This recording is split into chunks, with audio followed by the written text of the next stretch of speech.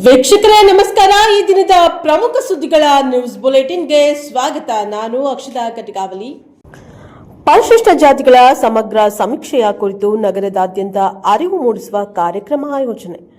BBMP ವ್ಯಾಪ್ತಿಯಲ್ಲಿ ಪರಿಶಿಷ್ಟ ಜಾತಿ ಸಮಗ್ರ ಸಮೀಕ್ಷಾ ಕಾರ್ಯದಲ್ಲಿ ನಾಗರಿಕರು ಸಕ್ರಿಯವಾಗಿ ಪಾಲ್ಗೊಳ್ಳುವ ಉದ್ದೇಶದಿಂದ ಬಿಬಿಎಂಪಿ 8 ವಲಯಗಳಲ್ಲಿ ಅರಿವು ಮೂಡಿಸುವ ಕಾರ್ಯಕ್ರಮವನ್ನು ಹಮ್ಮಿಕೊಳ್ಳಲಾಗಿದೆ. ಕರ್ನಾಟಕ ಸರ್ಕಾರ ಸಮಾಜ ಕಲ್ಯಾಣ ಇಲಾಖೆಯ ಸಹಯೋಗದಲ್ಲಿ ಬೃಹತ್ ಬೆಂಗಳೂರು ಮಹಾನಗರ ಪಾಲಿಕೆ ವ್ಯಾಪ್ತಿಯ 8 ವಲಯಗಳಲ್ಲಿ ಪರಿಶಿಷ್ಟ ಜಾತಿಗಳ ಸಮಗ್ರ ಸಮೀಕ್ಷೆ ಕಾರ್ಯವು ಮೇ 5ರಂದು 23ನೇ ಮೇ 2025ರವರೆಗೆ ನಡೆಯಲಿದೆ.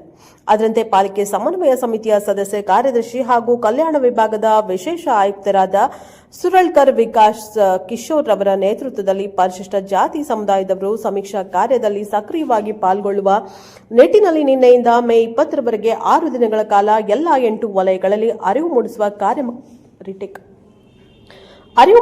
ಕಾರ್ಯಕ್ರಮಗಳನ್ನು ಆಯೋಜಿಸಲಾಗಿದೆ. ಬೀದಿ ನಾಟಕಗಳ ಮೂಲಕ ಅರಿವು ಮೂಡಿಸ್ತಾ ಇದ್ದಾರೆ. ನಗರದಲ್ಲಿ ಪರಿಶಿಷ್ಟ ಜಾತಿ ಸಮುದಾಯದವರು ಹೆಚ್ಚಿರುವ ಕಾಲೋನಿಗಳಲ್ಲಿ, ಜನದಟ್ಟಣೆ ಹೆಚ್ಚಿರುವ ಜಾಗಗಳಲ್ಲಿ, ಸಿಗ್ನಲ್ಗಳಲ್ಲಿ, ಮಾಲ್ಗಳಲ್ಲಿ, ಮಾರುಕಟ್ಟೆ ಪ್ರದೇಶಗಳಲ್ಲಿ, ಬಸ್ ನಿಲ್ದಾಣ, ರೈಲು ನಿಲ್ದಾಣ ಸೇರಿದಂತೆ ಇನ್ನಿತರೆ ಜನದಟ್ಟಣೆ ಪ್ರದೇಶಗಳಲ್ಲಿ ಬೀದಿ ನಾಟಕಗಳನ್ನು ಏರ್ಪಡಿಸಿ ಅರಿವು ಮೂಡಿಸುವ ಕೆಲಸ ಮಾಡಲಾಗುತ್ತಿದೆ. ಬಿಬಿಎಂಪಿ ವ್ಯಾಪ್ತಿಯಲ್ಲಿ ಪರಿಶಿಷ್ಟ ಜಾತಿ ಸಮಗ್ರ ಸಮೀಕ್ಷಾ ಕಾರ್ಯ ನಡೆಸುತ್ತಿದ್ದು, ಕುರಿತು ಆಟೋಗಳಲ್ಲಿ ಧ್ವನಿವರ್ಧಕಗಳನ್ನು ಅಳವಡಿಸಿಕೊಂಡು ನಾಗರಿಕರಲ್ಲಿ ಅರಿವು ಮೂಡಿಸುವ ಕೆಲಸವನ್ನ ಮಾಡಲಾಗುತ್ತಿದೆ. ಅದರ ಜೊತೆಗೆ ಭಿತ್ತಿ ಪತ್ರಗಳು ಹಾಗೂ ಕರಪತ್ರಗಳನ್ನು ಹಂಚುವ ಮೂಲಕ ಜಾಗೃತಿ ಮೂಡಲಾಗಿಸುತ್ತೆ. ನಗರದಲ್ಲಿ ಪರಿಶಿಷ್ಟ ಜಾತಿ ಸಮಗ್ರ ಸಮೀಕ್ಷಾ ಕಾರ್ಯವು 3 ಹಂತಗಳಲ್ಲಿ ನಡೆಯುತ್ತಿದ್ದು, ಮೊದಲನೇ ಹಂತದಲ್ಲಿ ಮೇ 5ರಿಂದ ಮೇ 17ರವರೆಗೆ ಗಣತಿದಾರರು ಮನೆ ಮನೆ ಭೇಟಿ ನೀಡಿ ಸಮೀಕ್ಷೆ ನಡೆಸಲಿದ್ದಾರೆ.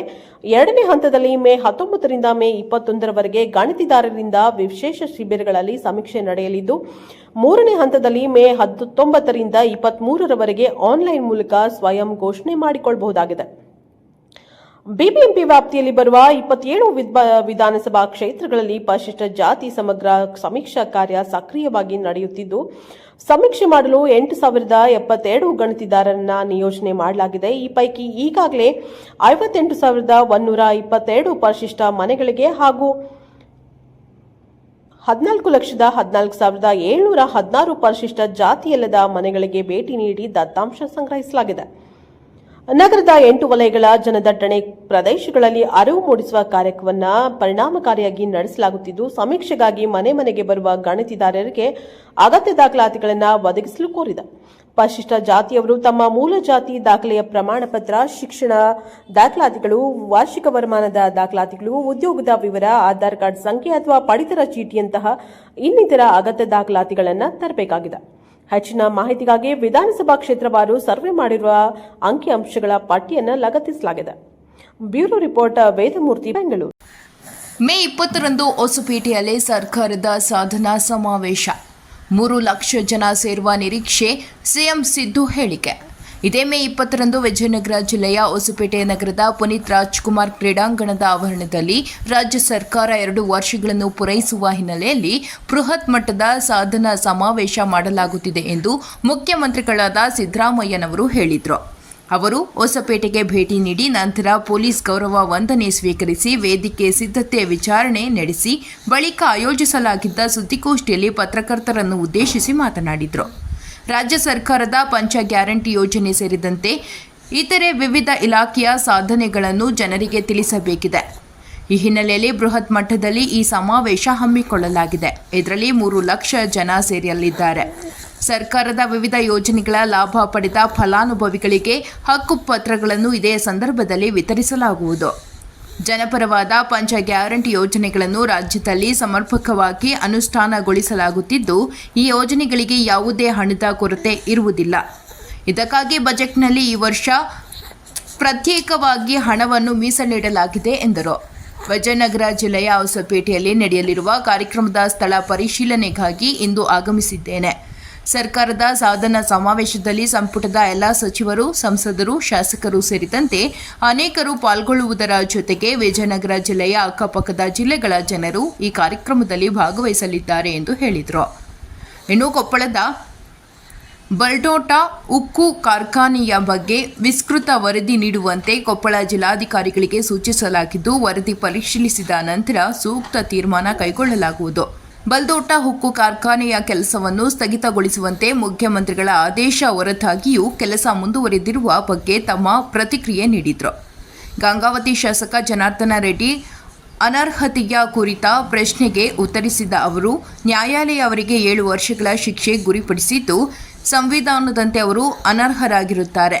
ಈ ಕ್ಷೇತ್ರಕ್ಕೆ ಉಪಚುನಾವಣೆ ಘೋಷಣೆಯಾದರೆ ಪಕ್ಷದ ತೀರ್ಮಾನದಂತೆ ಕಾಂಗ್ರೆಸ್ ಅಭ್ಯರ್ಥಿಯ ಬಗ್ಗೆ ತೀರ್ಮಾನ ಕೈಗೊಳ್ಳಲಾಗುವುದು.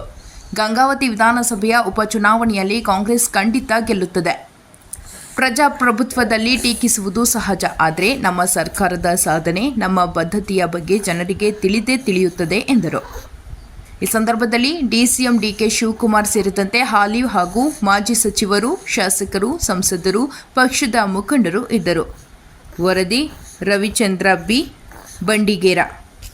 ಅದರಲ್ಲಿ ಕಂದಾಯ ಇಲಾಖೆಯಿಂದ ಅತಿ ಹೆಚ್ಚು ಅಚೀವ್ಮೆಂಟ್ ಆಗಿದೆ ಅನ್ನೋ ಒಂದು ಕಾರಣದಿಂದ ಕಂದಾಯ ಇಲಾಖೆಯಿಂದ ನಡೆಸ್ತಾ ಇದ್ದೀವಿ. ಸೊ ಆ ಕಾರ್ಯಕ್ರಮಕ್ಕೆ ತಾಲೂಕು ಆಡಳಿತ ಮತ್ತು ಜಿಲ್ಲಾಡಳಿತ ಪರವಾಗಿ ನಾನೆಲ್ಲ ಪತ್ರಕರ್ತರಿಗೂ ತುಂಬ ಆಹ್ವಾನ ಕೊಡ್ತಾ ಇದ್ದೀನಿ. ನೀವೆಲ್ಲರೂ ಬರಬೇಕು. ಅಂದರೆ ನೀವು ಬಂದರೆ ಮಾತ್ರ ಜನಕ್ಕೆ ಗೊತ್ತಾಗೋದು ನಾವೇನು ಕೆಲಸ ಮಾಡಿದ್ದೀವಿ ಅಂತ.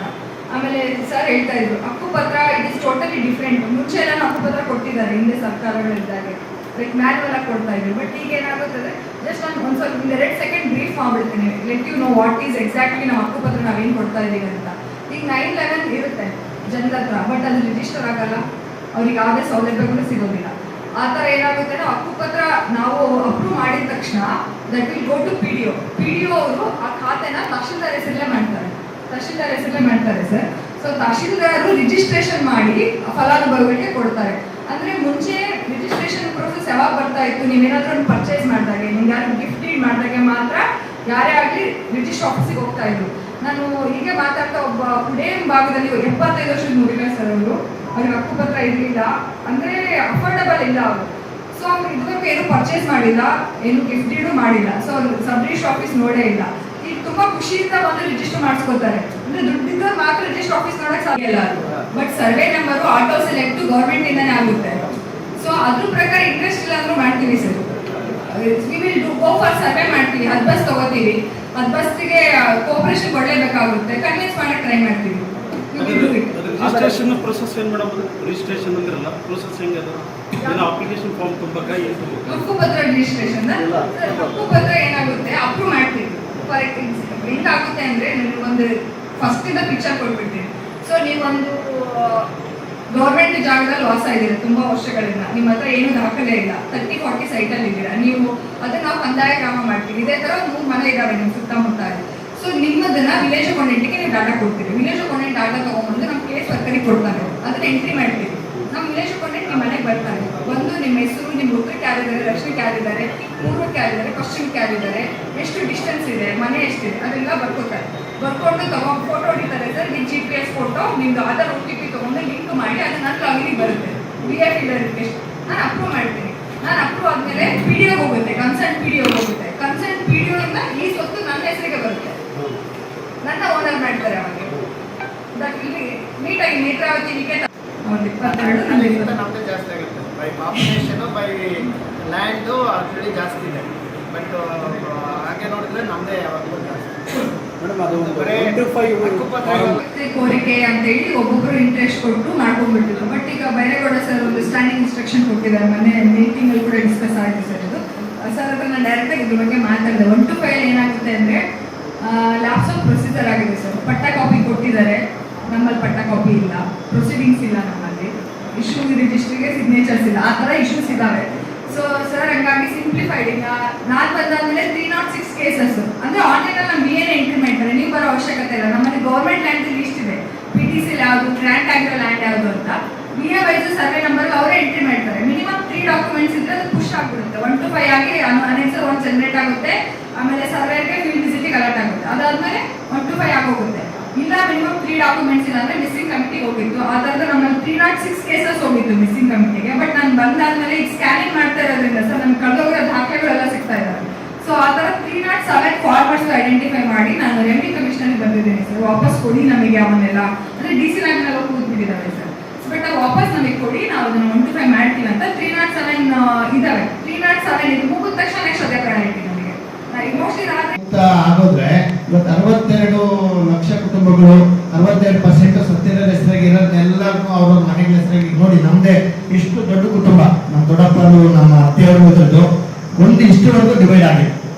ಎಲ್ಲರೂ ನಮ್ಮ ಮೊಮ್ಮಕ್ಕಳೆಲ್ಲ ಮರಿಮೊಮ್ಮಕ್ಕಳಿದ್ದಾರೆ ನಮ್ಮ ದೊಡ್ಡಪ್ಪರಿಗೆ, ಅವ್ರಿಗೆ ಯಾರಿಗೂ ಒಂದು ಇಂಚು ಜಮೀನು ಅವ್ರ ಹೆಸರಿಗಿಲ್ಲ, ಅವ್ರಿಗೆ ಗೊತ್ತೂ ಇಲ್ಲ. ಸುಮ್ಮನೆ ಏನು ಮದುವೆ ಇರ್ತದೆ, ಇದು ಕೆಳಗಿನ ನಿಂದು ಮೇಲಿನ ನಾಲ್ದು ಇದೇ ಥರ ಮಾಡ್ಕೊಂಡು ಹೋಗ್ತಾರೆ. ಎಲ್ಲರಿಗೂ ನಮ್ದೊಂದೇ ಪರಿಸ್ಥಿತಿ ಇಲ್ಲ, ಪ್ರತಿಯೊಬ್ಬರಿಗೂ ಅದೇ ಆಗಿದೆ. ಅವ್ರಿಗೆ ಯಾರಿಗೂ ಇದು ಮಾಡೋಕ್ಕಾಗ್ತದೆ. ಈಗ ಮುಂದಿನ ದಿನಗಳಲ್ಲಿ ಖಂಡಿತ ಕಂದಾಯ ಇಲಾಖೆಯಲ್ಲಿ ನೀವು ಬರೆದಿಟ್ಕೊಳ್ಳಿ, ಇದು it's going to change for ever.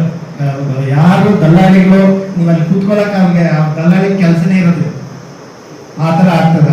Revenue department ಮಾತ್ರ ತುಂಬ ಕ್ಲೀನಪ್ ಆಗ್ತದೆ. ಇನ್ನೇನಿಲ್ಲ, ಪಂಚಾಯತಿಗೆ ಸ್ವಲ್ಪ ಮನೆಗಳ ಮತ್ತೆ ಈ ಮನೆಗಳಿಗೂ ಅದು ನಾನು ಮತ್ತೆ ಸಪರೇಟ್ ಆಗಿ ಇದು ಮಾಡ್ತೀನಿ. ವಿಶೇಷವಾಗಿ 3,000 ಮನೆಗಳು ನಮಗೆ ಕೊಡ್ತಾರೆ ನೆಕ್ಸ್ಟ್. ಅದು ಬಂದಾಗ ಕೂಡ ಅದನ್ನು ಅಷ್ಟೇ ಇದೇ ರೀತಿ ಪ್ರಾಪರ್ ಡಾಕ್ಯುಮೆಂಟೇಶನ್ ಮತ್ತೆ ಪ್ರೂಫ್ ಬಗ್ಗೆ ಮಾಡಬೇಕು. ಮತ್ತೆ ಇನ್ನೊಂದು, ನಮ್ಮೆಲ್ಲರೂ ನಮ್ಮ ಪಟ್ಟಣ ಪಂಚಾಯತ್ ಅಧ್ಯಕ್ಷರಿದ್ದಾರೆ, ಪಟ್ಟಣ ಪಂಚಾಯತ್ ಇದ್ದಾರೆ, ತಾವು ಇದ್ದೀರಿ. ಇತಿಹಾಸದಲ್ಲೇ ಇಷ್ಟು ಫಾಸ್ಟ್ ಕೇವಲ 15 ದಿವಸದಲ್ಲಿ ನಾವು 10 ಎಕರೆ ಜಾಗನ ಸ್ಲಮ್ ಬೋರ್ಡ್ಗೆ ಲ್ಯಾಂಡ್ ಹ್ಯಾಂಡ್ ಓವರ್ ಮಾಡಿದ್ದೀವಿ. ನಮ್ಮ PRD ಆಫೀಸ್ ಹಿಂದ್ಗಡೆ 10 ಎಕರೆ ಜಾಗ ನಾವು ಈಗಾಗಲೇ ಅವ್ರಿಗಾಗಲೇ ಆದೇಶನ ಕೊಟ್ಟಿದ್ದೀವಿ. ಈಗ ಅವರು ಲೇಔಟ್ ಮಾಡಕ್ಕೆ ಹೇಳಿದ್ದಾರೆ, ಅವರು ಫಲಾನುಭವಿಗಳ ಪಟ್ಟಿ ಕೇಳ್ತಾ ಇದ್ದಾರೆ. ಅದನ್ನು ನಾವು ಒಂದು ಮೆರಿಟ್ ಮತ್ತೆ ತುಂಬಾ ಕರೆಕ್ಟ್ ಆಗಿ ಯಾವುದೇ ರೀತಿ ಅದರಲ್ಲಿ ಗೊಂದಲ ಇರಬಾರ್ದು, ಯಾವುದೇ ರೀತಿ ಅವ್ಯವಹಾರ ಇರಬಾರ್ದು, ಭ್ರಷ್ಟಾಚಾರ ಇರಬಾರ್ದು. ನಿಜವಾಗ್ಲೂ ಮನೆ ರೈತರಿಗೆ ಮತ್ತು ಅರ್ಹರಿಗೆ ಕೊಡ್ಬೇಕನ್ನೋದಕ್ಕೋಸ್ಕರ ಪಟ್ಟಿ ತಯಾರಿಸಲಿಕ್ಕೆ ಆಗಿಲ್ಲ. ಈಗ ಜಾತ್ರೆ ಆದ್ಮೇಲೆ ಕೂತ್ಕೊಂಡು ಪಟ್ಟಿ ತಯಾರಿಸಿ ಫಲಾನುಭವಿಗಳ ಕಟ್ಟಿ ಕೊಟ್ಟದ ಕೂಡಲಿಕ್ಕೆ ಆಗಲೇ ದುಡ್ಡಿದೆ. 1 ಲಕ್ಷ ಡೆಪಾಸಿಟ್ ಮಾಡಿದ್ರೆ ಪೂರಾ ಮನೆ ಟರ್ನ್ಕಿ ಅವರೇ ಕೊಡ್ತಾರೆ. ಗ್ರೌಂಡ್ ಫ್ಲೋರ್ ಅಷ್ಟೇ ಮನೆ. ಸೊ ಸುಮಾರು ಎಷ್ಟು 350-340 ಮನೆ. ನಮ್ಮ ಟಾರ್ಗೆಟ್ ಇರೋದು 1000 ಮನೆಯಲ್ಲಿ ಇನ್ನೂ ಜಾಗ ಇದೆ. ಸೊ ತುಂಬಾ ಒಂದು ಒಳ್ಳೆ ಲೇಔಟ್ ಮಾಡಿ ಅದನ್ನೆಲ್ಲ ಜನಗಳಿಗೆ ಮನೆಗಳು ಕೊಡಬೇಕಂತ ಈಗಾಗಲೇ. ಸೊ ಕೇವಲ 15 ದಿವಸದಲ್ಲಿ ತಹಶೀಲ್ದಾರ್ ಎಲ್ಲ ಓಡಾಡಿ 15 ದಿವಸದಲ್ಲೇ ಲ್ಯಾಂಡ್ ಅನ್ನು ಅವ್ರಿಗೆ ಅಲರ್ಟ್ ಮಾಡಿಕೊಟ್ಟಿದ್ದೀವಿ. ಅವರು ಮತ್ತೆ ಇದು ಕೂಡ ಅಷ್ಟೇ ಈಗಾಗಲೇ ಟೆಂಡರ್ ಎಲ್ಲ ಈಗ ಆಗಿದೆ. ಟೆಂಡರ್ ಆಗಿ ಮುಂಚೆ ಪಾಕ್ ವಿರುದ್ಧ ಆಪರೇಷನ್ ಸಿಂಧೂರ್ ಸಕ್ಸಸ್ ಹಿನ್ನೆಲೆ ಆಪರೇಷನ್ ಸಿಂಧೂರ್ ಬೆಂಬಲಿಸಿ ಕಲಬುರಗಿಯಲ್ಲಿ ಬೃಹತ್ ತಿರಂಗ ಯಾತ್ರೆ. ಗಂಜ್ನ ನಾಗರೇಶ್ವರ ಶಾಲೆಯಿಂದ ಜಗತ್ ವೃತ್ತದವರೆಗೆ ತಿರಂಗ ಯಾತ್ರೆ. ಬೃಹತ್ ತಿರಂಗ ಯಾತ್ರೆಯಲ್ಲಿ ವಿವಿಧ ಸಂಘಟನೆಗಳು, ಸಾರ್ವಜನಿಕರು ಭಾಗಿ. ರಾಷ್ಟ್ರ ರಕ್ಷಣೆಗಾಗಿ ನಾಗರಿಕರು ಎಂಬ ಹೆಸರಿನಡಿ ತಿರಂಗ ಯಾತ್ರೆ. ಬಂಧುಗಳೇ, ಭಾರತಕ್ಕೆ ಸ್ವಾತಂತ್ರ್ಯ ಸಿಕ್ಕ ಮೇಲೆ ಮೊಹಮ್ಮದ್ ಅಲಿ ಜಿನ್ನಾ ಪಾಕಿಸ್ತಾನದಲ್ಲಿ ಅಲ್ಲಿಯ ನಾಯಕರನ್ನ ಸೇರಿಸಿಕೊಂಡು ಒಂದು ಮೀಟಿಂಗ್ ಅನ್ನ ಮಾಡ್ತಾನೆ. ಆ ಮೀಟಿಂಗ್ ನಲ್ಲಿ ಒಂದು ಘೋಷಣೆ ಆಗುತ್ತೆ, ಹಸ್ಕೆ ಲಿಯೇ ಪಾಕಿಸ್ತಾನ್, ಲಡ್ತೆ ಲಡ್ತೆ ಲೇಂಗೆ ಹಿಂದೂಸ್ತಾನ್. ನಗುತ್ತಾ ನಾವು ಪಾಕಿಸ್ತಾನವನ್ನ ತೆಗೆದುಕೊಂಡ್ವಿ, ಯುದ್ಧ ಮಾಡಿ ಹಿಂದೂಸ್ತಾನವನ್ನ ತೆಗೆದುಕೊಳ್ಳೋಣ ಅಂತ ಹೇಳಿ ಶಪಥ ಮಾಡ್ತಾರೆ. 3 ಬಾರಿ ಪಾಕಿಸ್ತಾನ ನಮ್ಮ ದೇಶದ ಮೇಲೆ ನಿರಂತರ ದಾಳಿ ಮಾಡುತ್ತೆ. ಆ 3 ಯುದ್ಧದಲ್ಲಿ ನಮ್ಮ ಭಾರತದ ವೀರ ಸೈನಿಕರು ಪಾಕಿಸ್ತಾನಕ್ಕೆ ಸಗಣಿ ತಿನ್ನಿಸ್ತಾರೆ. ಆವಾಗ ಗೊತ್ತಾಯ್ತು ಪಾಕಿಸ್ತಾನಿಯರಿಗೆ, ಲಡ್ತೆ ಲಡ್ತೆ ಲೇಂಗೆ ಹಿಂದೂಸ್ತಾನ್ ಏ ನಹೀ ಹೋಗಾ. ಅವರ ಘೋಷಣೆ ಬದಲಾವಣೆ ಆಯ್ತು. ಹಸ್ಕೆ ಲಿಯೇ ಪಾಕಿಸ್ತಾನ್, ಲಡ್ತೆ ಲಡ್ತೆ ಲೇಂಗೆ ಹಿಂದೂಸ್ತಾನ್. ಅದು ಆಗದೇ ಇದ್ದ ಕಾರಣಕ್ಕಾಗಿ ಗುಸ್ಕೆ ಲೇಂಗೆ ಹಿಂದೂಸ್ತಾನ್ ಅಂತ ಹೇಳಿ ಆತಂಕವಾದಿಗಳನ್ನ ಸೃಷ್ಟಿ ಮಾಡಿ ಭಾರತದ ಗಡಿಯಿಂದ ದೇಶದೊಳಗೆ ನುಗ್ಗಿಸಿ ದೇಶದಲ್ಲಿ ಬಾಂಬ್ ಬ್ಲಾಸ್ಟ್ ಅನ್ನು ಮಾಡಿ ಗುಂಡಿನ ದಾಳಿಯನ್ನ ಮಾಡಿ ಅಮಾಯಕರನ್ನ ಕೊಂದು ಭಾರತದಲ್ಲಿ ಜಿಹಾದ್ ಪ್ರಾರಂಭ ಮಾಡಿದರು. 1947ರಿಂದ ಪ್ರಾರಂಭವಾದಂತಹ ಉಗ್ರಗಾಮಿಗಳ ಜಿಹಾದ್ 2025 ಏಪ್ರಿಲ್ 22ರವರೆಗೂ ಕೂಡ ಅದನ್ನು ನಾವು ಕಂಡ್ವಿ. ಏಪ್ರಿಲ್ 22, 2025 ಮಧ್ಯಾಹ್ನ 2 ಗಂಟೆಗೆ ಕಾಶ್ಮೀರದ ಪಹಲ್ಗಾಮ್ನಲ್ಲಿ ಇಡೀ ದೇಶದ ಮೂಲೆಯಿಂದ ಪ್ರವಾಸಿಗರು ಹೋಗಿರ್ತಾರೆ. ಹೆಣ್ಣರು ಮಕ್ಕಳು ಬಂದು ಬಳಗವನ್ನ ಸೇರ್ಕೊಂಡು ಖುಷಿ ಪಡುವುದಕ್ಕೋಸ್ಕರ ಪಹಲ್ಗಾಮ್ಗೆ ಹೋದ್ರೆ ಅಲ್ಲಿ ಜಿಹಾದಿ ಮಾನಸಿಕತೆಯ 6 ಜನ ಪಾಕಿಸ್ತಾನ್ ಟೆರರಿಸ್ಟ್ಗಳು ನುಗ್ಗುತ್ತಾರೆ. ನುಗ್ಗಿ ಅಲ್ಲಿರುವಂತ ಎಲ್ಲರ ಮೇಲೆ ಗುಂಡಿನ ದಾಳಿ ಮಾಡಲಿಲ್ಲ. ಕೆಲವೊಬ್ರು ಹೇಳ್ತಾರೆ ಭಯೋತ್ಪಾದನೆಗೆ ಧರ್ಮ ಇಲ್ಲ. ಆ ಭಯೋತ್ಪಾದನೆಗೆ ಧರ್ಮ ಇಲ್ಲ ಅನ್ನುವಂತಹ ನಾಯಕರು ಇವತ್ತು ನನ್ನ ಮಾತನ್ನ ನೀವು ಕೇಳಿಸ್ಕೊಳ್ಬೇಕು. ಅಲ್ಲಿ ಬಂದಂತ ಆತಂಕವಾದಿಗಳು ಪ್ರವಾಸಿಗರಿಗೆ ಕೇಳ್ತಾರೆ, ಹಿಂದೂ ಯಾ ಮುಸಲ್ಮಾನ್? ಮೈ ಮುಸಲ್ಮಾನು. ಮುಸಲ್ಮಾನ್ ಹೇಳ್ತಾರೆ ಕಲ್ಮಾ ಪಡಾವ್. ಕಲ್ಮಾ ಓದಿದ್ನಂದ್ರೆ ಅವನು ಬಚಾವಾದ.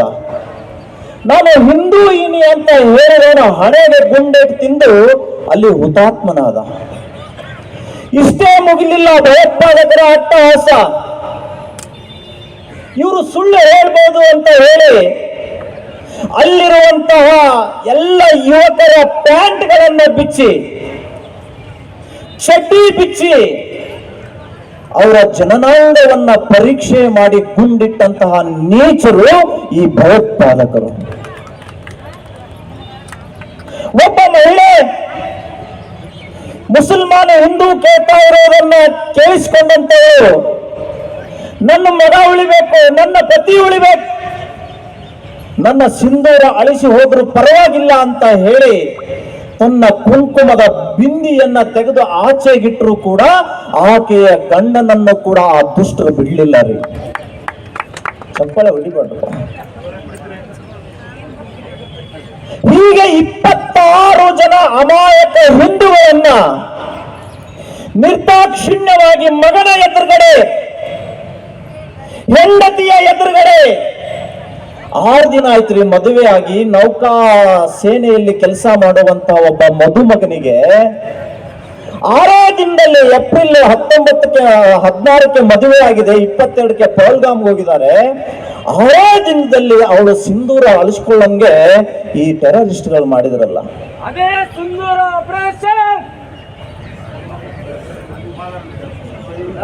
ಅದಾದ್ಮೇಲೆ ನಮ್ಮ ಭಾರತೀಯ ಮಹಿಳೆ ಹೇಳ್ತಾಳೆ, ಪತಿನೇ ಇಲ್ಲದಂತ ಜೀವನ ನನಗೆ ಬೇಡ, ನನ್ನ ಗಂಡನನ್ನು ನೀವು ಸಾಯಿಸಿದರೆ ನನ್ನ ಮಗನ್ನು ಸಾಯಿಸಿ, ನನಗೂ ಸಾಯಿಸಿ ಅಂತ ಹೇಳಿ ಪರಿಪರಿಯಾಗಿ ಬಿಟ್ಕೊಳ್ತಾಳೆ. ಆಗ ಟೆರರಿಸ್ಟ್ ಹೇಳ್ತಾನೆ, ನಹಿ ಮಾರುಂಗ ತುಮ್ ಜಾಕೆ ಮೋದಿ ಕೋ ಬೋಲೋ. ನಾನು ನಿನ್ಗೆ ಹೊಡೆಯೋದಿಲ್ಲ, ನೀನು ಇಲ್ಲಿ ಆದಂತಹ ಘಟನೆಯನ್ನ ನಿಮ್ಮ ಮೋದಿಗೆ ಹೇಳಿ ಅಂತ ಆ ಟೆರರಿಸ್ಟ್ ಮುಂದೆ ಹೋಗ್ತಾನೆ. ಅರೆ ಆತಂಕವಾದಿ, ನಾವು ಮೋದಿಗೆ ಹೇಳ್ತೀವಿ, ಯೋಗಿಗೂ ಹೇಳ್ತೀವಿ, ಅಮಿತ್ ಶಾಗೂ ಹೇಳ್ತೀವಿ, ಆದ್ರೆ ಒಂದು ಮಾತನ್ನ ನೀನು ನೆನ್ಪಿಟ್ಕೊಳ್ಳು, ನಾವು ಮೋದಿಗೆ ಹೇಳ್ತೀವಿ, ನೀನು ಯಾರಿಗೆ ಹೇಳ್ತೀಯಪ್ಪ? ಜಿನ್ನತ್ನಲ್ಲಿರುವಂತ ನಿನ್ನ ಮುಲ್ಲಾ ಲಾಡೆನ್ಗೆ ಫೋನ್ ಮಾಡಿ ಹೇಳು, ಅರೆ ಲಾಡೆನ್, मैं कुछ ही दिन में जिन्नत को आने वाला हूं, मोदी हमको भिजवाएगा, मैं आते आते ही मेरे को 72 लड़की स्वागत करने के लिए खड़े रखो, तैयार करो. 72 ಹುಡುಗಿಯರು ನನ್ನ ಸ್ವಾಗತಕ್ಕೆ ಸ್ವರ್ಗದಲ್ಲಿ ನೀನು ನಿಲ್ಲಿಸು ಅಂತ ಹೇಳಿ ಲಾಡೆನ್ಗೆ ಫೋನ್ ಮಾಡಿ ಹೇಳು, ಇವತ್ತಿಲ್ಲ ನಾಳೆ ಮೋದಿ ಬಂದೂಕಿನ ಗುಂಡು ನಿನಗೆ ನರಕಕ್ಕೆ ಕಳಿಸೋದು ನಿಶ್ಚಿತ ಅನ್ನುವಂಥದ್ದನ್ನು ನಾನು ಇಲ್ಲಿ ಹೇಳಲಿಕ್ಕೆ ಬಯಸ್ತಾ ಇದ್ದೇನೆ. ಪಹಲ್ಗಾಮ್ ದಾಳಿ ಆದ್ಮೇಲೆ ಇಡೀ ದೇಶದ ಜನತೆಯ ಒಕ್ಕೊರಲಿನ ಅಭಿಪ್ರಾಯ ಮಾರೋ ಪಾಕಿಸ್ತಾನ್ಕೋ. ಸರ್ಕಾರಿ ನೌಕರರು ಕೆಲಸದ ಒತ್ತಡದಿಂದ ಆರೋಗ್ಯದ ಕಡೆ ಹೆಚ್ಚು ಗಮನ ಹರಿಸುತ್ತಿಲ್ಲ. ಚಿಂತಾಮಣಿ ನಗರದಲ್ಲಿ ಅಶೋಕ್ ಅಭಿಮತ. ಕ್ರೀಡಾ ಹಾಗೂ ಸಾಂಸ್ಕೃತಿಕ ಸ್ಪರ್ಧೆಗಳಲ್ಲಿ ಭಾಗವಹಿಸುವುದರ ಮೂಲಕ ಮಾನಸಿಕವಾಗಿ ಮತ್ತು ದೈಹಿಕವಾಗಿ ಸದೃಢರಾಗಿ ಜನಸಾಮಾನ್ಯರ ಕೆಲಸ ಕಾರ್ಯಗಳು ಸಕಾಲಕ್ಕೆ ಮಾಡಲು ಅನುಕೂಲವಾಗುತ್ತದೆ ಎಂದು ಚಿಂತಾಮಣಿ ತಾಲೂಕು ಸರ್ಕಾರಿ ನೌಕರರ ಸಂಘದ ಅಧ್ಯಕ್ಷರಾದ ಅಶೋಕ್ ಕುಮಾರ್ ಅಭಿಪ್ರಾಯಪಟ್ಟಿದ್ದಾರೆ.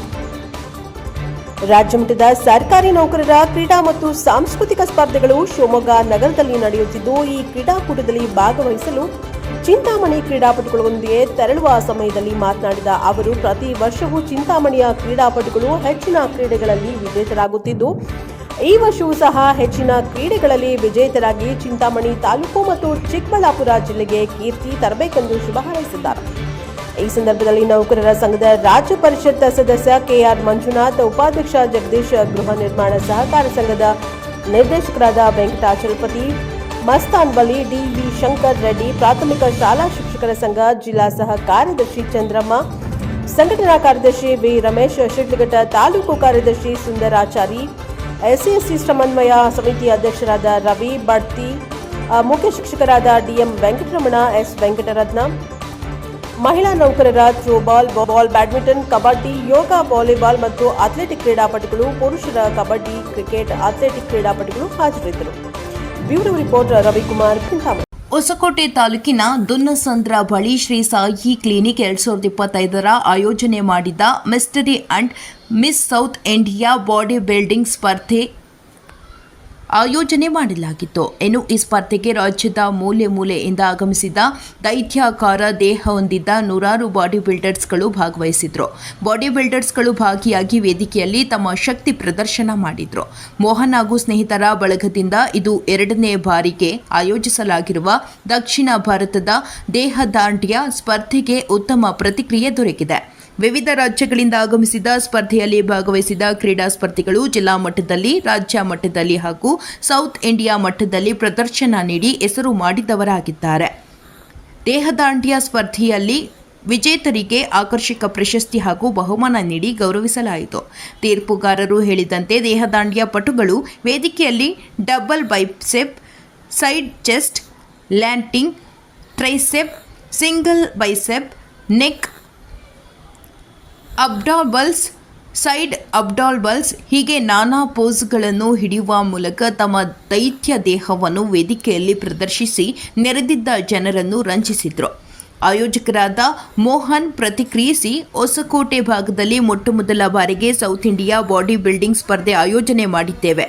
ಮುಂದಿನ ದಿನಗಳಲ್ಲಿ ದೊಡ್ಡ ಮಟ್ಟದ ಪ್ಯಾಲೇಸ್ ಗ್ರೌಂಡ್ನಲ್ಲಿ ಮಾಡಲು ತೀರ್ಮಾನಿಸಿದ್ದೇವೆ. ತಮಿಳುನಾಡು, ಆಂಧ್ರ, ಚೆನ್ನೈ, ಕೇರಳ, ಪುದುಚೇರಿಯಿಂದ ಸ್ಪರ್ಧಾಳುಗಳು ಬಂದಿದ್ದಾರೆ ಎಂದರು. ಬಾಡಿ ಬಿಲ್ಡಿಂಗ್ ಕಾಂಪಿಟೇಷನ್ ಏನು ಮಾಡ್ತಾ ಇದ್ದೀವಿ, ಈ ಕಾರ್ಯಕ್ರಮ ಸುಮಾರು 12-14 ಸ್ಟೇಟ್ ಬಂದಿದ್ದಾರೆ. ಈ ಕಾರ್ಯಕ್ರಮದಲ್ಲಿ ಏನು ಮುಖ್ಯವಾಗಿ ಪ್ರಸಿದ್ಧಿಯನ್ನು ಪಡ್ಕೊಂಡಿದೆ ಅಂದರೆ ಟ್ರೋಫಿಗಳು. ಒಂದೇ ಒಂದು ಮಾತಿಗೆ ಹೋಗಿದ್ದು ನನ್ನ ಅಣ್ಣವ್ರಿಗೂ ಆಗಲೇ ಹೇಳಿದ್ದೆ, ಅಣ್ಣ ನಾನು ಹೇಳಿದ್ದೀನಿ, ನಾನು ಕೊಟ್ಟಿರ್ತಕ್ಕಂಥ ಮಾತನ್ನು ನೆರವೇರಿಸ್ತೀನಿ, ಒಳ್ಳೆ ರೀತಿಯೆಲ್ಲ ಹೇಳಿದ್ದೀನಿ. ಈ ಕಾರ್ಯಕ್ರಮಕ್ಕೆ ಏನಾದರೂ ಟ್ರೋಫಿಗಳನ್ನು ತುಂಬ ಅತ್ಯದ್ಭುತವಾಗಿ ಕೊಟ್ಟಿದ್ದಾರೆ ಅಂತಂದರೆ ಅದಕ್ಕೆ ಮೂಲ ಕಾರಣಕರ್ತರು ಬೇರೆ ಯಾರೂ ಅಲ್ಲ, ಸ್ನೇಹ ಸಾಗರ ವೆಂಚರ್ಸ್ ಪ್ರೈವೇಟೆಡ್ ಲಿಮಿಟೆಡ್ ಹಾಗೂ ಸ್ನೇಹ ಸಾಗರ IAS ಅಕಾಡೆಮಿ ಮಾಲೀಕರಾಗಿರ್ತಕ್ಕಂಥ ನನ್ನ ಪ್ರೀತಿಯ ಅಣ್ಣನವರು ಶ್ರೀನಿವಾಸ್ KPS ಅಣ್ಣನವರು ಈ ಒಂದು ಏನು ಹೇಳ್ತೀನಿ ಹೆಸರನ್ನು ಸಲ್ಲಬೇಕಂತ ನಾನು ಈ ಮೂಲಕ ಬಯಸಿದ್ದೇನೆ. ಸೊ ಹಾಗೆ ನಾನೇನಾದರೂ ಈ ಮೀಡಿಯಾದಲ್ಲಿ ಏನು ಅನೌನ್ಸ್ ಮಾಡ್ತಾ ಇದ್ದೀನಿ ಅಂತಂದರೆ ಡಿಸೆಂಬರ್ 26-27 ಏನು ಮಿಸ್ಟರ್ ವರ್ಲ್ಡ್ ಕಾಂಪಿಟೇಷನ್ ಮಾಡ್ತಾ ಇದ್ದೀವಿ, ಅದು ಬೇರೆ ಎಲ್ಲಲ್ಲ, ಪ್ಯಾಲೇಸ್ ಗ್ರೌಂಡಲ್ಲಿ. ಅದಕ್ಕೂ ಸಹ ನಮ್ಮ ಅಣ್ಣನವರು ಜೊತೆನಲ್ಲಿ ಇರ್ತಾರೆ ಅಂತ ನಾನು ಬಯಸ್ತೀನಿ. ದಯವಿಟ್ಟು ಅಣ್ಣನವರು ಒಂದು ಆಸೆ ಇತ್ತು ದೊಡ್ಡ ಮಟ್ಟದಲ್ಲಿ ಮಾಡಬೇಕು ಅಂತ. ಆ ದೊಡ್ಡ ಮಟ್ಟದಲ್ಲಿ ಆಸೆ ಮಾಡಬೇಕು ಅಂತ ಹೇಳಿದಾಗ ಅಟ್ಲೀಸ್ಟ್ ದೊಡ್ಡ ವ್ಯಕ್ತಿಗಳು ಒಂದು ಕೈ ಜೋಡಿಸ್ಬೇಕು. ಬಟ್ ನನ್ನ ಹತ್ರ ಆ ಒಂದು ರೀತಿಯ ಬಲ ಯಾರಲಿಲ್ಲ ನಿಜವಾಗ್ಲೂ. ಈ ಬಲ ನನಗೇನನ್ನು ತುಂಬಿದ್ದು ಯಾರಂತ ಮೊದಲಿಗೆ ನಮ್ಮ ಅಣ್ಣನಾಗಿರ್ತಕ್ಕಂಥ ನಮ್ಮ ಸಂತುಬಾಯಿ ಅವರು. ಯಾಕಂದರೆ ಅವ್ರ ಮೂಲಕನೇ ನನಗೆ ಈ ದೊಡ್ಡ ವ್ಯಕ್ತಿ ಪರಿಚಯ ಆಗಿದ್ದು. ಯಾಕಂದರೆ ಪರಿಚಯ ಆಗಿರ್ತಕ್ಕಂಥ ವ್ಯಕ್ತಿಗಳಿಂದ ನಾವು ಮರಿಬಾರ್ದು ಅಂತ ಹೇಳ್ತಾರೆ. ನಾನು ಈ ವೇದಿಕೆ ಮುಖಾಂತರ ಮತ್ತು ಏನು ಮಾಧ್ಯಮದ ಮುಖಾಂತರ ಹೇಳ್ಕೊಳ್ತೀನಿ, ಏನಾದರೂ ನಾನು ಅಪ್ಪಿತಪ್ಪಿ ಅಣ್ಣನ ಮನಸ್ಸಿಗೆ ಏನಾದರೂ ಸಣ್ಣ ಪುಟ್ಟ ತಪ್ಪು ಮಾಡಿದರೆ ಮತ್ತೆ ಹೇಳ್ತೀನಿ, ಕ್ಷಮೆ ಕೇಳ್ತೀನಿ. ಮತ್ತು ಈ ಮಟ್ಟದ ಕಾರ್ಯಕ್ರಮ ಆಗೋದಕ್ಕೆ ಮುಖ್ಯ ಕಾರಣನೇ ಅವರು ಮತ್ತು ನಮ್ಮ ಸಂತುಬಾಯಿ ಅವರೇ. ಯಾಕಂದ್ರೆ ಅವ್ರು ಮರೆಯೋದಕ್ಕೆ ಸಾಧ್ಯನೇ ಇಲ್ಲ. ಅದಾದ 18-17 ವರ್ಷದಿಂದ ಆಲ್ಮೋಸ್ಟ್ 60 ವರ್ಷದವ್ರು ಎಲ್ಲನೂ ಭಾಗವಹಿಸಿದ್ದಾರೆ. ಎಲ್ಲ ಒಂದು ಕ್ಯಾಟಗರಿ ಹೆಣ್ಮಕ್ಳಾಗಿರ್ಬೋದು, ವಯಸ್ಸಾಗಿರ್ತಕ್ಕಂಥವ್ರು ಸಹ ಮಾಡಿದ್ದಾರೆ. ಇದು ಹೇಳಬೇಕಾದ್ರೆ ಈ ಭಾಗದಲ್ಲಿ ಮೊದಲನೇ ಬಾರಿಗೆ ಅಂದರೆ ಈ ಒಂದು ಹೊಸಕೋಟೆ ಭಾಗದ ಇತಿಹಾಸದಲ್ಲಿ ಮೊದಲನೇ ಬಾರಿಗೆ ಮಾಡಿರ್ತಕ್ಕಂಥದ್ದು. ಅದು ಒಂದು ಖುಷಿಯ ವಿಚಾರ. ಆ ರಾಷ್ಟ್ರ ಮಟ್ಟದಲ್ಲಿ ಅನ್ಕೊಳ್ಳೋ ಆ ಒಂದು ಖುಷಿಯ ವಿಚಾರ, ಆ ಖುಷಿ ವಿಚಾರಕ್ಕೆ ಅಣ್ಣನವರೇ ಮಾಡಿರ್ತಕ್ಕಂಥದ್ದು. ದಯವಿಟ್ಟು ನಾನು ಮಾತಾಡೋದಲ್ಲ, ಅಣ್ಣನವರಿಗೆ ಒಂದು ಸ್ಟೇಜ್ ಮೇಲೆ ತರಬಾರ್ದು ಆ ಯೋಚನೆ ಮಾಡಿದೆ. ಮೊದಲನೇ ವರ್ಷ ಕಾರ್ಯಕ್ರಮ ಮಾಡೋ ತಂದೆಯವ್ರು ಬರ್ತಾರೆ, ಅದಾದಮೇಲೆ 3 ತಿಂಗಳಿಗೆ ತಂದೆ ತೀರೋಗ್ತಾರೆ. ಅವರ ಕನಸನ್ನು ಮತ್ತೆ ದೊಡ್ಡ ಮಟ್ಟದಲ್ಲಿ ತೊಗೊಳ್ಬೇಕಂತ ತುಂಬ 2 ವರ್ಷ ಕಷ್ಟಪಟ್ಟೆ. 2 ವರ್ಷ ನನಗೆ ಫಲ ಸಿಗಲಿಲ್ಲ. 3ನೇ ವರ್ಷ ಫಲ ಸಿಕ್ತು ಅಂದ್ಕೊಂಡಿದ್ದೀನಿ.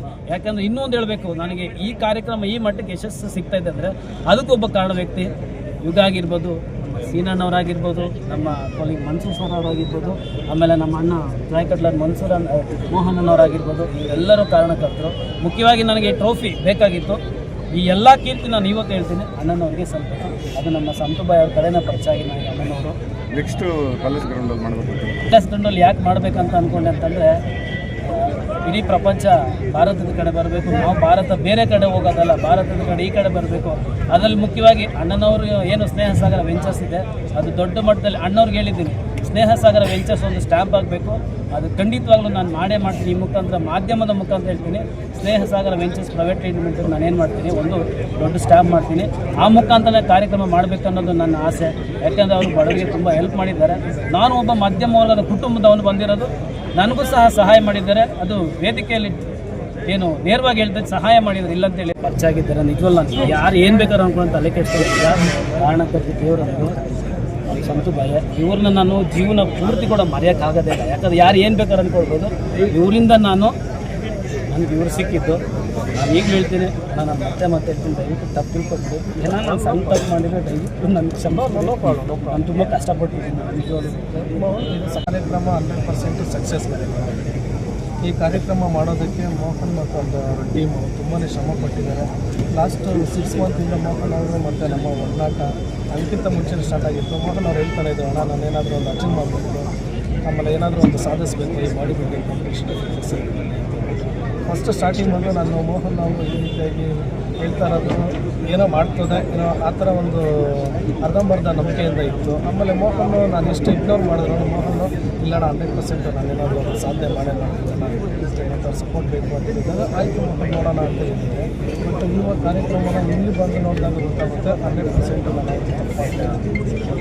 ಮೋಹನ್ಗೆ ಈ ಒಂದು ಏನೋ ಹೇಳ್ತಿದ್ದಾರೆ ನನ್ನ ಬಗ್ಗೆ 2 ವರ್ಷ ಅವೆಲ್ಲ ಮುಂದಿನ ದಿನ ಮೋಹನ್ ಅವರೇನೋ ಪ್ಯಾಲೇಸ್ ಗ್ರೌಂಡಲ್ಲಿ ಏನು ಕಾರ್ಯಕ್ರಮ ಮಾಡಬೇಕು ಅಂತ ಹೇಳಿದ್ರು.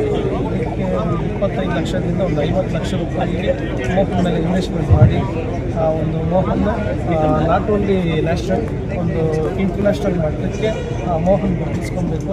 ಅದಕ್ಕೆ ಏನು ಸಹಾಯ ಬೇಕೋ ಮತ್ತು ಸಹಕಾರ ಬೇಕೋ ಖಂಡಿತವಾಗ್ಲೂ ಸ್ನೇಹ ಸಾಗರ ವೆಂಚರ್ಸ್ ಕಡೆಯಿಂದ ಮೋಹನ್ಗೆ ಕೊಡೋದಕ್ಕೆ ಥ್ಯಾಂಕ್ ಯು ಸೊ ಮಚ್. ಆರೋಲಿ ಹುಲಿಗೆಮಾದೇವಿ ಸಂಭ್ರಮ ರಥೋತ್ಸವಕ್ಕೆ ರಾಯಚೂರು ಗ್ರಾಮಾಂತರ ಶಾಸಕ ಬಸನಗೌಡ ದದ್ದಲ್ ಭಾಗಿಯಾಗಿದ್ದಾರೆ. ರಾಯಚೂರು ಗ್ರಾಮೀಣ ಕ್ಷೇತ್ರ ಸುಕ್ಷೇತ್ರ ಆರೋಲಿ ಹುಲಿಗೆಮ್ಮ ದೇವಿಯ ಜಾತ್ರಾ ಮಹೋತ್ಸವದ ಅಂಗವಾಗಿ ಮಹಾರಥೋತ್ಸವ ಶುಕ್ರವಾರ ಸಾವಿರಾರು ಭಕ್ತರ ಸಮ್ಮುಖದಲ್ಲಿ ಸಡಗರ ಸಂಭ್ರಮದಿಂದ ಜರುಗಿತು. ರಾಯಚೂರು ಗ್ರಾಮಾಂತರ ಕ್ಷೇತ್ರದ ಶಾಸಕ ಬಸನಗೌಡ ದದ್ದಲ್ ರಥಕ್ಕೆ ವಿಶೇಷವಾಗಿ ಪೂಜೆಯನ್ನು ಸಲ್ಲಿಸಿ ಚಾಲನೆಯನ್ನು ನೀಡಿದ್ದಾರೆ. ರಥೋತ್ಸವ ಕಾರ್ಯಕ್ರಮದಲ್ಲಿ ದೇವಸ್ಥಾನದ ಅಧ್ಯಕ್ಷ ಮಾನ್ವಿ ತಹಶೀಲ್ದಾರ್ ಭೀಮರಾಯ ರಾಮಸಮುದ್ರ, ಕಂದಾಯ ನಿರೀಕ್ಷಕರು ಜಲ್ಲಿ ಹನುಮಂತಪ್ಪ ನಾಯಕ, ಪ್ರಧಾನ ಅರ್ಚಕರು ಉದಯ್ ಪೂಜಾರಿ, ಜಾತ್ರೆ ಉಸ್ತುವಾರಿ ಉಪತಹಶೀಲ್ದಾರ್ ರಾವ್ ಭಾಗವಹಿಸಿ ಭಕ್ತರಿಗೆ ಅಗತ್ಯ ವ್ಯವಸ್ಥೆಗಳನ್ನು ಮಾಡಿದ್ದಾರೆ. ಹನುಮಂತಪ್ಪ ಅಯ್ಯನಗೌಡರ ದದ್ದಲ್, ಆರೋಲಿ ಗ್ರಾಮದ ಕಾಂಗ್ರೆಸ್ ಕಾರ್ಯಕರ್ತರು, ಮುಖಂಡರುಗಳು ಉಪಸ್ಥಿತರಿದ್ದರು. ಬ್ಯೂರೋ ರಿಪೋರ್ಟ್ ಗಾರಲ್ದಿನಿ ವೀರಂಗೌಡ, ರಾಯಚೂರು. ಜಿಲ್ಲೆಯ ಪ್ರಸಿದ್ಧವಾದಂಥ ಹುಲಿಗೆಮ್ಮ ದೇವಿಯ ಜಾತ್ರೆಯನ್ನು ಪ್ರತಿ ವರ್ಷದಂತೆ ಸುಮಾರು 8 ದಿನಗಳಿಂದ ಜಾತ್ರೆಯನ್ನು ಪ್ರಾರಂಭವನ್ನು ಮಾಡಿ ಏನಿವತ್ತು ರಥೋತ್ಸವವನ್ನು ಕಾರ್ಯಕ್ರಮವನ್ನು ಅದ್ದೂರಿಯಾಗಿ ಇಡೀ ಕರ್ನಾಟಕ ರಾಜ್ಯದ ಜನತೆ ಮತ್ತು ತೆಲಂಗಾಣ, ಮಹಾರಾಷ್ಟ್ರದಿಂದ ಸುತ್ತಮುತ್ತಲಿನ ರಾಜ್ಯದಿಂದ ಬಂದಂಥ ಜನರಿಗೆ ಒಳ್ಳೆಯ ರೀತಿಯಿಂದ ಅವರಿಗೆ ಯಾವುದೇ ತೊಂದರೆ ಆಗದ ರೀತಿಯಲ್ಲಿ ಇಲ್ಲೆಲ್ಲ ವ್ಯವಸ್ಥೆಗಳನ್ನು ಕೂಡ ಮಾಡೋದ್ರ ಜೊತೆಗೆ ನಮ್ಮ ಏನು ಮುಜರಾಯಿ ಇಲಾಖೆ ಒಳಗೊಳ್ಳುವಂಥ ತಹಸೀಲ್ದಾರ್ ಅವರು ಮತ್ತು ಎಲ್ಲ ಗ್ರಾಮದ ಎಲ್ಲ ಹಿರಿಯರು ಸೇರಿ ಭಕ್ತರು ಸೇರಿ ಇವತ್ತು ವ್ಯವಸ್ಥಿತವಾಗಿ ಮಾಡ್ತಾ ಇದ್ದಾರೆ. ಮತ್ತು ಈಗಾಗಲೇ ರಥೋತ್ಸವವನ್ನು ಸಿದ್ಧವಾಗಿದೆ. ಆ ಜಗನ್ಮಾತೆಯ ಆಶೀರ್ವಾದ ನಮ್ಮೆಲ್ಲರಿಗೂ ಸಿಗಲಿ ಮತ್ತು ಸದ್ಭಕ್ತರಿಗೆ ಎಲ್ಲರಿಗೂ ಕೂಡ ಆ ಜಗನ್ಮಾತೆ ಆಶೀರ್ವಾದ ಆಗಲಿ ಮತ್ತು ರೈತಾಪಿ ವರ್ಗಕ್ಕೆ ಬರುವಂಥ ಈ ವರ್ಷಕ್ಕೆ ಉತ್ತಮವಾದಂಥ ಮಳೆಯನ್ನು ಬಂದು ಉತ್ತಮವಾದಂಥ ಬೆಳೆಗಳನ್ನು ಸಿಗಲಿ ಅಂತೇಳಿ ಆ ದೇವಿ ಹತ್ರ ನಾನು ಪ್ರಾರ್ಥನೆಯನ್ನು ಸಲ್ಲಿಸ್ತಾ ಇದ್ದೀನಿ. ಚಿಕ್ಕಬಳ್ಳಾಪುರದಲ್ಲಿ ಉಚಿತ ಮೊಣಕಾಲು ನೋವು ತಪಾಸಣಾ ಶಿಬಿರ. 75ಕ್ಕೂ ಹೆಚ್ಚು ಜನರ ತಪಾಸಣೆ ನಡೆಸಿದ ಡಾಕ್ಟರ್ ಅಬ್ರಾರ್ ಅಹಮದ್. ಮೊಣಕಾಲು ನೋವು ಸಾಮಾನ್ಯವಾಗಿ 50ರ ನಂತರ ಕಂಡುಬರುತ್ತೆ. ಕೆಲವರಿಗೆ ಚಿಕಿತ್ಸೆ ಮುಖಾಂತರ ಹಾಗೂ ಕೆಲವರಿಗೆ ವ್ಯಾಯಾಮ ಮುಖಾಂತರ ಗುಣಮುಖವಾಗುತ್ತೆ.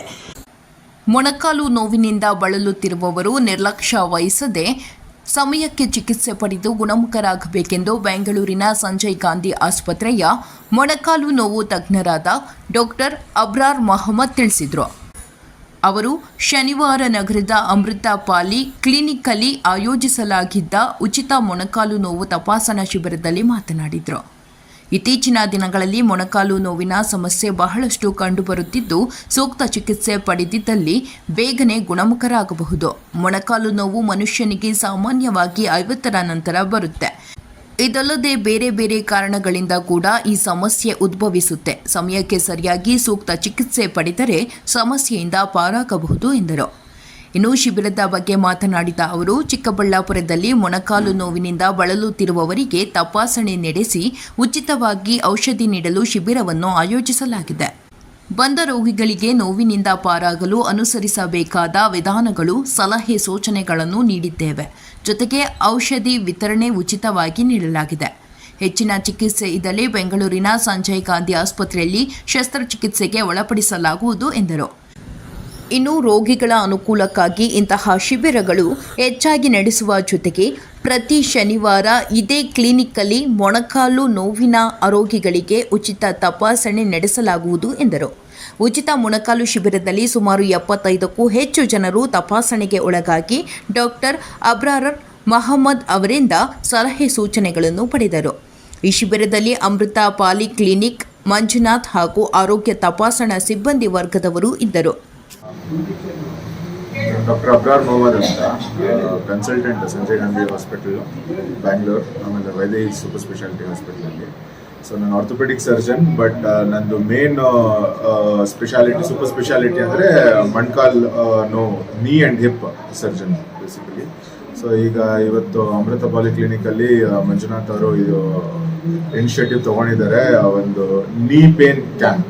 So it's A super speciality camp ಅನ್ಬೋದು ಇದಕ್ಕೆ. ಇಟ್ಸ್ ನೀ ಸ್ಪೆಷಲಿ ಫಾರ್ ನೀಸ್. ಸೊ ಈ ನಡುವೆ ಮೊಣಕಾಲು ನೋವು ತುಂಬ ಜಾಸ್ತಿ ಕಾಮನ್ ಆಗಿದೆ. ನಾವು ನಮ್ಮ ಹಾಸ್ಪಿಟಲ್ಗಳಲ್ಲಿ ತುಂಬ ಪೇಷಂಟ್ಸ್ ನೋಡ್ತಿದ್ದೀವಿ. ನೀ ರೀಪ್ಲೇಸ್ಮೆಂಟ್ ಸರ್ಜರೀಸು ತುಂಬ ಜಾಸ್ತಿ ಆಗಿದೆ. ಸೊ ಅದು ಅಡ್ರೆಸ್ ಮಾಡೋಕ್ಕೆ ನಾವು ಈ ಫ್ರೀ ಕ್ಯಾಂಪು ಇವತ್ತು ಇನಿಷಿಯೇಟ್ ಮಾಡಿದ್ದೀವಿ.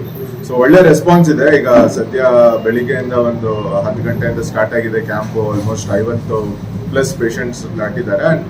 ಎಲ್ಲ ಆಲ್ 50 ಪೇಷಂಟ್ಸು ಮೊಣಕಾಲು ನೋವಿಗೆ ಬಂದಿರೋದು. ಸೊ ಮೊಣಕಾಲು ನೋವೊಂದು ಸಮಸ್ಯೆ ಎಷ್ಟಿದೆ ಅಂತ ಇದ್ರಲ್ಲಿ ಗೊತ್ತಾಗತ್ತೆ. ಸೊ ಈಗ ಸದ್ಯಕ್ಕೆ ನಾವು ಎಲ್ಲರಿಗೂ ಎಕ್ಸಾಮಿನ್ ಮಾಡಿ, ಸೊ ಟ್ರೀಟ್ಮೆಂಟು ವೇರಿ ಆಗುತ್ತೆ.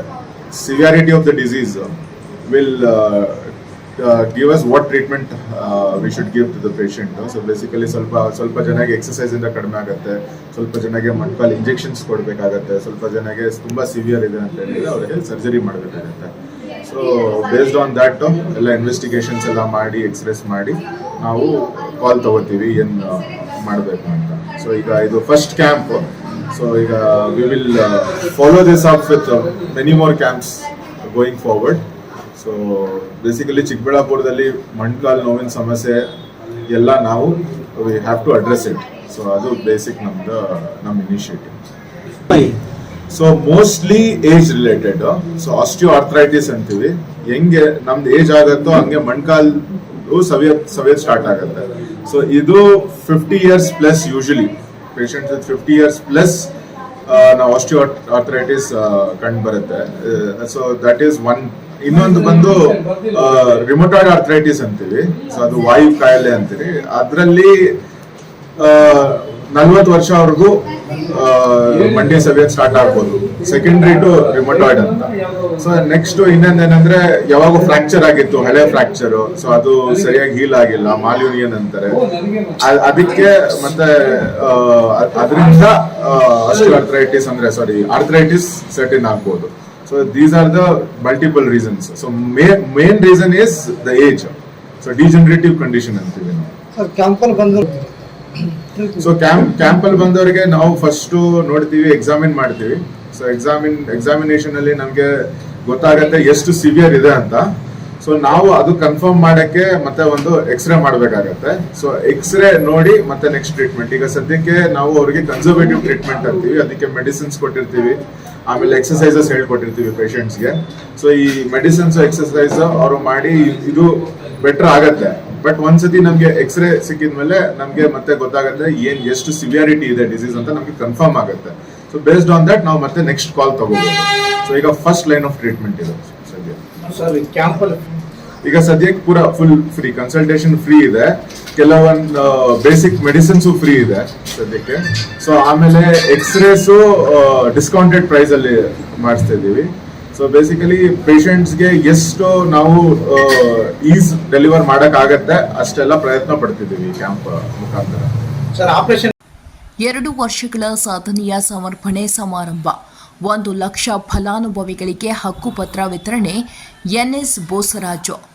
ರಾಜ್ಯದಲ್ಲಿ ನಮ್ಮ ಕಾಂಗ್ರೆಸ್ ಸರ್ಕಾರ ಅಧಿಕಾರಕ್ಕೆ ಬಂದು 2 ವರ್ಷ ಪೂರೈಸುತ್ತಿರುವುದರಿಂದ ಮೇ 20ರಂದು ವಿಜಯನಗರ ಜಿಲ್ಲೆಯ ಹೊಸಪೇಟೆಯಲ್ಲಿ ಹಮ್ಮಿಕೊಂಡಿರುವ ಸರ್ಕಾರದ 2 ವರ್ಷಗಳ ಸಾಧನೆಯ ಸಮರ್ಪಣೆ ಸಮಾರಂಭದಲ್ಲಿ 1 ಲಕ್ಷ ಫಲಾನುಭವಿಗಳಿಗೆ ಹಕ್ಕುಪತ್ರ ವಿತರಿಸುತ್ತಿರುವ ಹಿನ್ನೆಲೆಯಲ್ಲಿ ಮಾನ್ವಿ ಪ್ರವಾಸಿ ಮಂದಿರದಲ್ಲಿ ಸಣ್ಣ ನೀರಾವರಿ ವಿಜ್ಞಾನ ಮತ್ತು ತಂತ್ರಜ್ಞಾನ ಸಚಿವರು, ಪರಿಷತ್ತಿನ ಸಭಾನಾಯಕರಾದ ಶ್ರೀ ಎನ್ಎಸ್ ಬೋಸರಾಜು ಮತ್ತು ಮಾನ್ವಿ ವಿಧಾನಸಭಾ ಕ್ಷೇತ್ರದ ಮಾನ್ಯ ಶಾಸಕರಾದ ಶ್ರೀ ಹಂಪಯ್ಯ ನಾಯಕ ಅವರೊಂದಿಗೆ ಅಧಿಕಾರಿಗಳ ಪೂರ್ವಭಾವಿ ಸಭೆ ನಡೆಸಲಾಯಿತು.